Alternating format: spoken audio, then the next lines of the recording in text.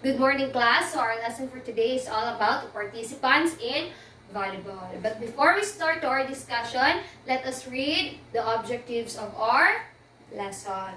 So, objectives. At the end of the lesson, students should be able to describe the significance of the participants in volleyball, identify the difference between the captain, coach, team, and players in volleyball, and interpret a short role play on how you to become a coach, captain, and an audience in volleyball. So, team. What do you think is team? Who can define team? Okay. Yes. Team is a group of players forming one side in competitive game or sports.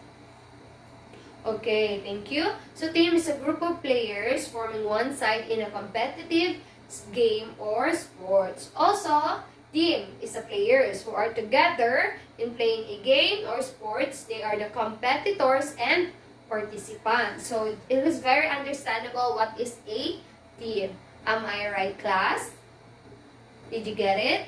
Yes, ma'am. Okay. Next is the team composition. Can you please read? Team composition are how many players were played in one game. Team composition in volleyball is a team that consists of up to 12 players plus the coaching staff and medical staff. One of the players other than libero is the team captain who shall be indicated on the score sheet. Okay, thank you. So, team composition are how many players we played in a one game. So, also, in team composition in volleyball is a team that consists of up to 12 players plus the coaching staff and the medical staff. One of the players other than the libero is the team captain who shall be indicated on the score sheet. So, in team composition, are how many players will be play in just one game. And also, the medical staff and the coaching staff is also considered as the team composition. Next is the location of the team. Can you please read? Location of the team. These are the players who are able to sit in their benches beside the court. Only the team composition members are permitted to sit on the bench during the match and to participate in the official warm-up session. Players not in play may warm up without balls as follows. During play in the warm-up of areas during the timeouts and technical timeouts in the free zone behind their court during set intervals, players may be warm up using balls within their own free zone during the extended interval between sets 2 and 3 if used. Players may use their own court as well. Okay, thank you. So, location of the team. Location of the team, these are the players who are able to sit in their benches beside on court. Only the team composition members are permitted to sit on the bench during the match and to participate in the official warm-up session. So, players not in play warm-up without balls as follows. During play in the warm-up areas, during timeouts and technical timeouts, in the free zone behind their court, during set intervals, players may warm up using balls within their own free zone. During the extended interval between sets 2 and 3, if used, players may use their own court as well. So, location of the team. So, maybe in a court, they have their seats or they are the players who sit in their benches. And also, it is not just a bench but also where the players' court or the home court. Did you get it, class? Yes, ma'am. Okay. Next is the equipment. So, equipment. This equipment considered as the jersey, shorts, socks, or uniform, and sports shoes. It also considered the color of the shoes, jersey, and socks. The shoes must be light and playable, with rubber or composite soles without heels. So, as you can see in the picture there, the jersey must be numbered from 1 to 20. The number must be placed on the jersey at the center of the front and of the back. The color and the brightness of the numbers must contrast with the color and brightness of the jersey. The number must be a minimum of 15 cm in height on the chest and minimum of 20 cm in height on the back. So the stripe forming the number shall be a minimum of 2 cm in width. The team captain must have on his or her jersey a stripe of 8 to 2 cm centimeter underlining the number on the chest.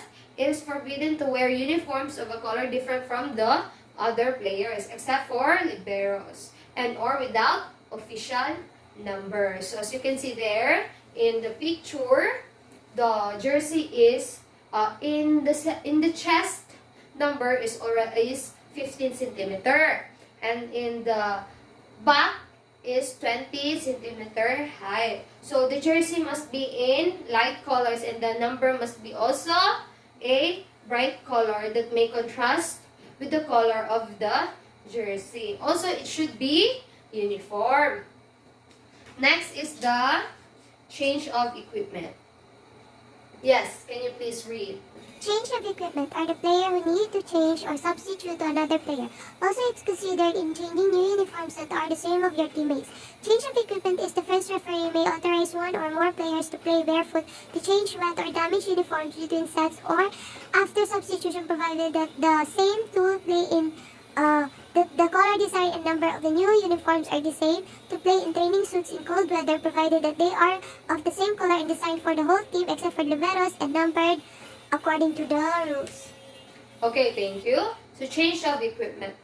Change of equipment are the player who need to change or substitute to another player. Also, it considered in changing new uniforms that are same of your teammates. Change of equipment is the first referee may authorize one or more players to play barefoot, to change wet or damaged uniforms between sets or other substitution, provided the color, design, and number of the new uniforms are the same, to play in training suits in cold weather, provided that they are the same color design for the whole team except for the liberos, and numbered according to the rules. So change of equipment are the players that needed to change with substitute to another player. If in a game or in sports, if you have a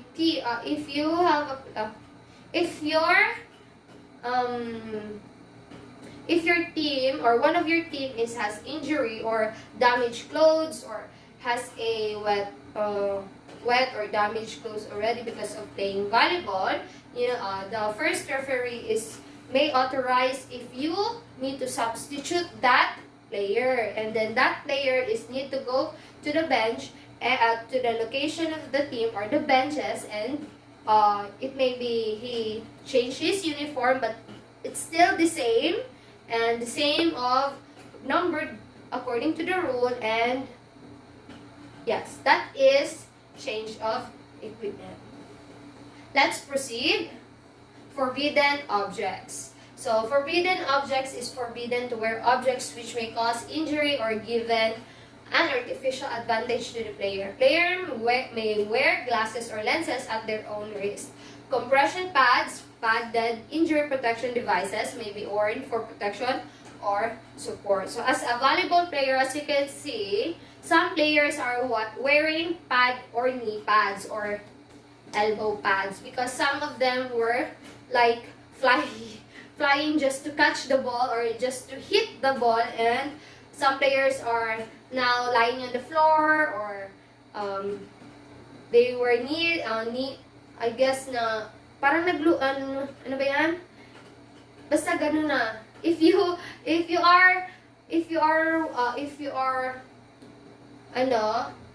want to watch volleyball, you can see that some other players are wearing pads or knee pads just to protect injury or to prevent injury and to be worn for protection or support for their body. And also, it is some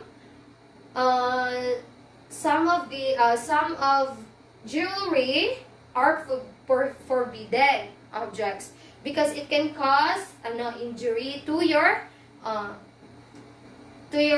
team, or it can cause injury, or it can cause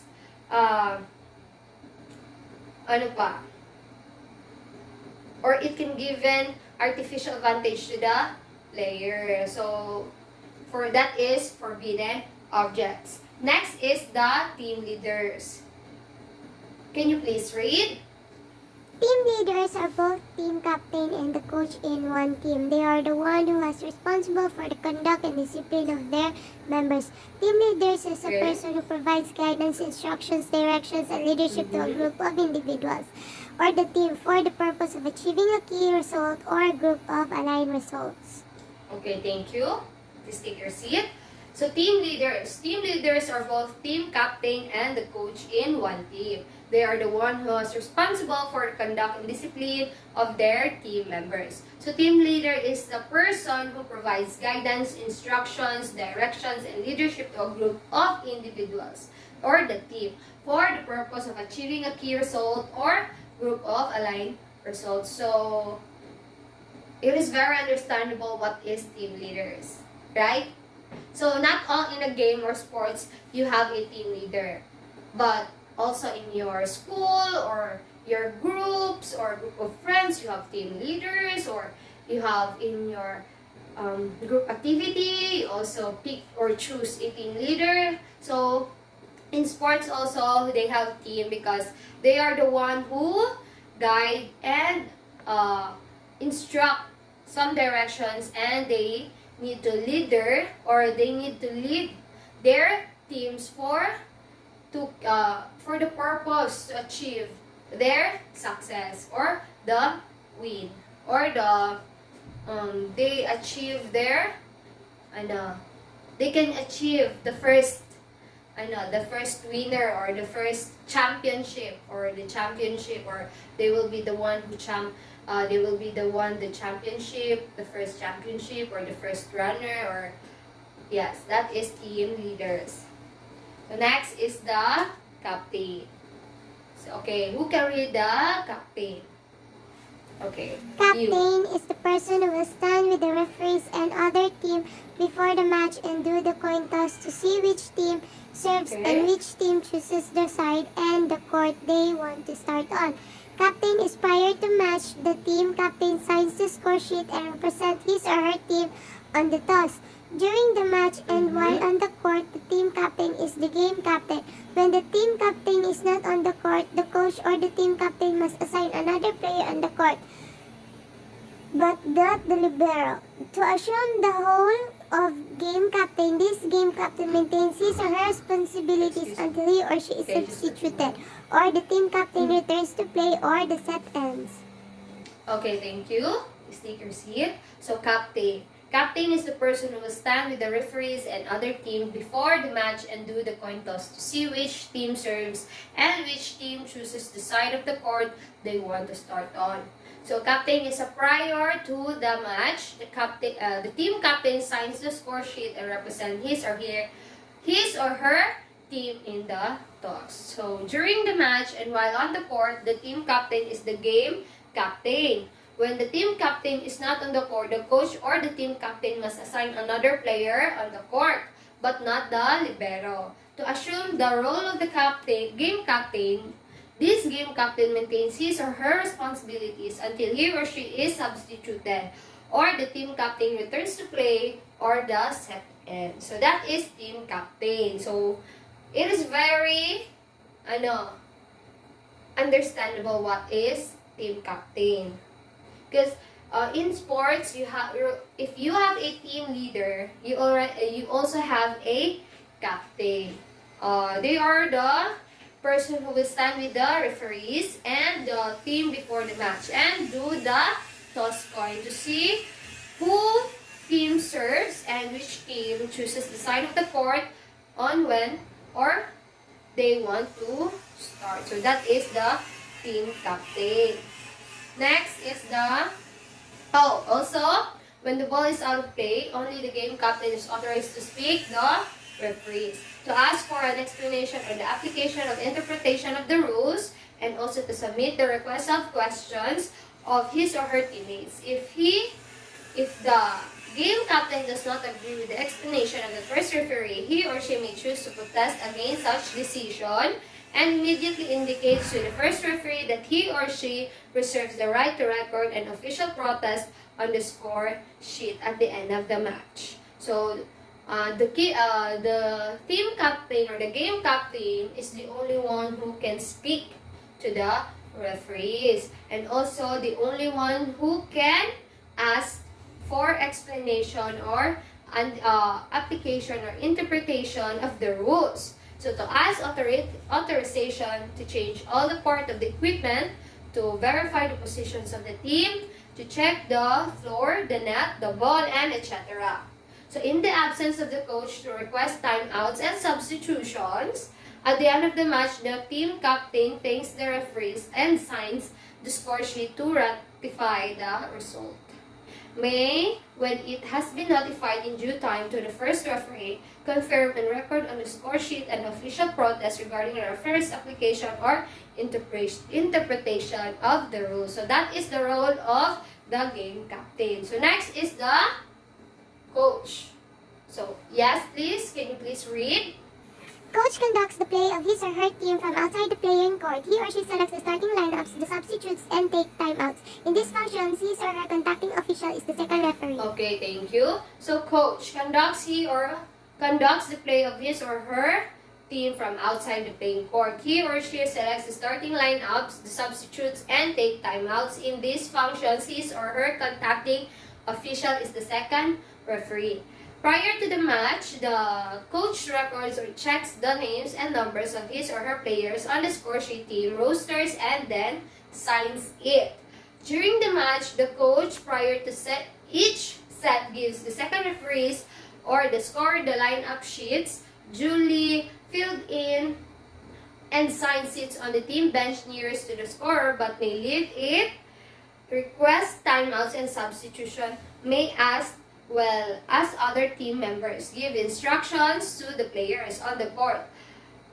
The coach may give these instructions while standing or walking within the free zone in front of his or her team's bench from the extension of the attack line up to the warm-up area without disturbing or delaying the match. So, coach is the one who can selects player who can play in starting lineups, or who will be the player to substitute and take time out. So coach also is the one who will record or checks the names and numbers of his or her players on the score sheet, team rosters, and then sign it. So that is coach. And also coach is they will be the one who will discipline and train their players. Next is the assistant coach. So assistant coach sits on the team bench but has no right to interfere in the match. Should the coach have to leave him or her team for any reasons, including sanction, but excluding entering the court as a player, an assistant coach may assume the coaching functions for the duration of the absence once confirmed to the referee by the game captain. So, if in case the coach will absent or the coach has an emergency, there is an assistant coach. If once it confirmed by the referee, by the game captain, if the assistant coach will be to lead or to instruct the game. So, did you get it, class? Did you get it, the participants in volleyball? Yes, ma'am. No clarification? No questions? No, ma'am. Okay, so let's go to our group activity. So let me group you into two groups. Each group has to make or task to